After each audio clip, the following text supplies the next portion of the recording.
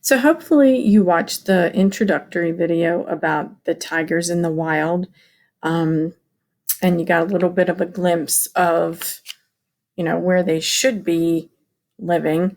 I'm wondering if any of you've actually been to a zoo and seen tigers in a zoo. It's kind of sad when you see them in cages. A lot of zoos nowadays have more natural surroundings and environments for tigers to live in, and that's a good thing. We're going to read the article. You're going to hear some of the vocabulary. I hope you went through and listened to the words read. They were stalked. If you didn't know what that meant, it's being followed by someone. Prey. I know sometimes you think of prey this way, and I'm pretty sure since you knew it was about animals, you knew that prey meant an animal that's hunted or killed by another. Habitat. We've talked about habitat in science many times. It's a place where an animal or an organism normally lives. Reserves. Now, this is one you probably weren't real sure about. That's the area of an area where an animal and plants are given special protection. In Africa, there's many elephant reserves. People can go tour them, and they are there so that they can protect the animals. Captive, I think you know what that means. It means it's captured and kept in a prison or a cage. Okay, so if you'll go with me to Tigers in the Wild, I'm going to read this to you. I'm not sitting by the fire. I'm sitting in the snow. You can't see it, but it's snowing out there. I know you guys know that. Okay, I'm going to start reading this with you, and I'll probably do some pause and thinking, and maybe you can answer, out loud on your own. Okay, so we're going to start on page 27, and you can follow along with me. The title is Tigers in the Wild. The subtitle in yellow, hopefully you read that in your text feature article or questions. These powerful animals belong in the forests of Asia. Why won't humans let them stay there? That's the subheading. And you saw in the video where Asia is. We're not going to have tigers in the United States. They only live in the wild in Asia.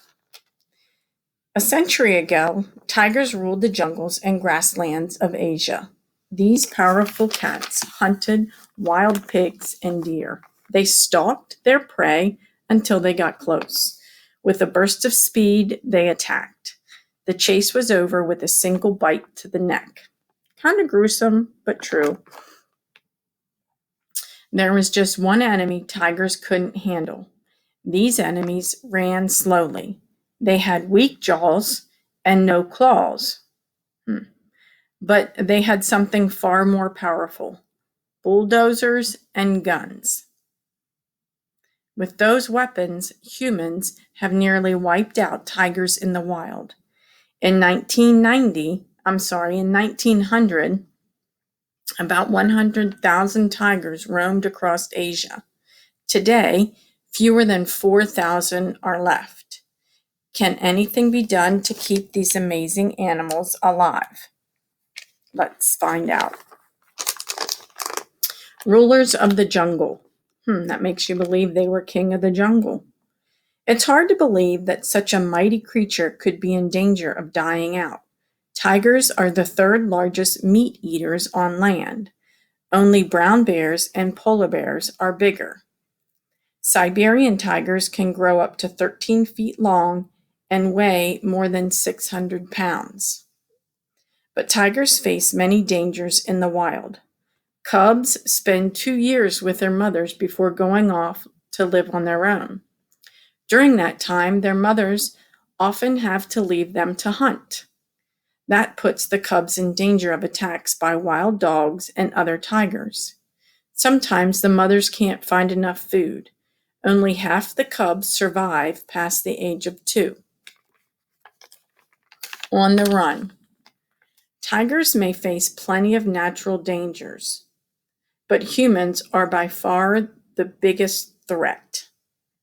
In India, tigers have been hunted for at least 150 years. Some hunters killed for sport. Others wanted to protect villages from tiger attacks. That makes you think the tigers were constantly attacking the villages. Tigers have also lost most of their habitat, where they live, to humans. Forests have been cleared to make way for mines and farms. Tigers used to roam through an area bigger than the United States. That's pretty large. Now their total habitat is smaller than the state of Alaska. Today, it's illegal to hunt tigers anywhere on the planet. But poaching, or illegal hunting, is still a problem. Poachers kill tigers for their body parts. These parts are sold for a lot of money. The bones are used to make medicines. The skins are made into rugs. So in the caption above, if you're following along, you can see that it says, "A wild crime. Poachers illegally hunt tigers for their skin, bones, and teeth." And there's a picture of the skin of a tiger, probably those big cyber teeth, and above it, those men sitting there. I'm not sure if they are the people that they caught, or maybe the people that try to help find poachers. Down the last section, coming back. Lately, however, the news has been good for wild tigers. India and other countries are doing more to protect them. They have created special areas called reserves. Almost no human activity is allowed in these areas. These countries are also doing more to catch poachers. As a result, the number of tigers in the wild has gone up 30% in the past 10 years. That's good. Tigers aren't exactly ruling the forest again, but they're making a comeback. So that's good. So this was our first article, Tigers in the Wild. So if you flip the page, we're going to read another article and we're going to compare these two articles.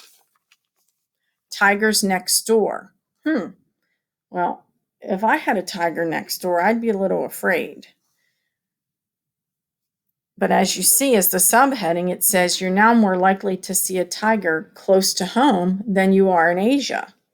Remember, they said the area that they roam wild is smaller than Alaska. How did this happen? Well, how many of you guys saw Tiger King? I didn't watch it. I couldn't watch it. The picture on this page shows a lady in her kitchen feeding a tiger. That's a big pet. Notice the tiger has a pet tiger on the floor there. It's kind of cute. So let's read this article together. Want to see a tiger? You could go to India, Russia, or Southeast Asia. That's where tigers roam free in forests and grasslands. Then again, you could just go to Myrtle Beach, South Carolina. In many, it may sound weird, but you're more likely to see a tiger close to home than in the forests of Asia. At least 5,000 tigers live in cages in the United States. That's more than all the wild tigers on the planet put together at this time. That's crazy. Cuddling with cubs. Oh, that would be cute, wouldn't it, to cuddle a nice cub? But then that means that they'd have to be in captivity. How did all these big cats get here? Makes you wonder. It's illegal to bring tigers into the country. That means most of these captive tigers were born and raised in the United States. Some live in big, well-run zoos. They're fed plenty of food.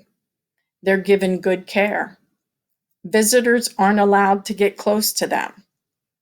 Others live in people's homes as pets. In some states, it's as easy to buy a tiger as it is to adopt a dog. That's pretty scary. But most of the tigers live in small roadside zoos. Doc Antle's Myrtle Beach Safari is one of them. It's home to more than 60 big cats. If you visit, you can get a 3-hour tour for $339. You can feed an elephant. You can hug an orangutan. But the craziest part, you get to hold a tiger cub. A worker will even snap a picture for an extra fee. So for $400, you can spend 3 hours wandering around this place. And for more money, you get to hold a tiger cub. Kept in a cage. There are more than 200 of these roadside zoos in the country. Tiger cubs are usually the biggest part of the business. Zoo owners take the cubs from their mothers after a couple of weeks. At 2 months old, they go to work. They're petted and passed around for 10 hours a day. A month later, they're done. That's sad. By then, they've grown too big and too dangerous to be held. Grown cats live the rest of their lives in cages. They cost more than $5,000 a year to feed. Many of them don't get enough to eat. Workers have had their arms torn off by hungry tigers. We've heard lots of that in the news. That's pretty sad that after 2 months, these poor cubs, they can't work anymore, and then they're just sent elsewhere. Far from home. Should these roadside zoos even exist? Not many tigers are left in the wild. Zoo owners say they are helping to keep these animals alive. But are they? But experts say tigers weren't meant to be caged, and captive tigers will never be able to be returned to the wild. They've been fed by humans all of their lives. They wouldn't know how to hunt to survive. That leaves thousands of wild cats stuck in cages far from their natural home. It may seem fun to play with a cub, but you have to wonder, what's it like for the tiger? So, interesting. So what you're going to do next is you're going to compare and contrast the articles. How is a tiger's life in the United States the same as a tiger's life in the wild? How is it different? Okay, you're going to find in the assignment below the compare and contrast skill builder to complete. Okay, you guys could do this together if you want. You can do it on your own. You can send me a chat if you need some help. Okay, good luck.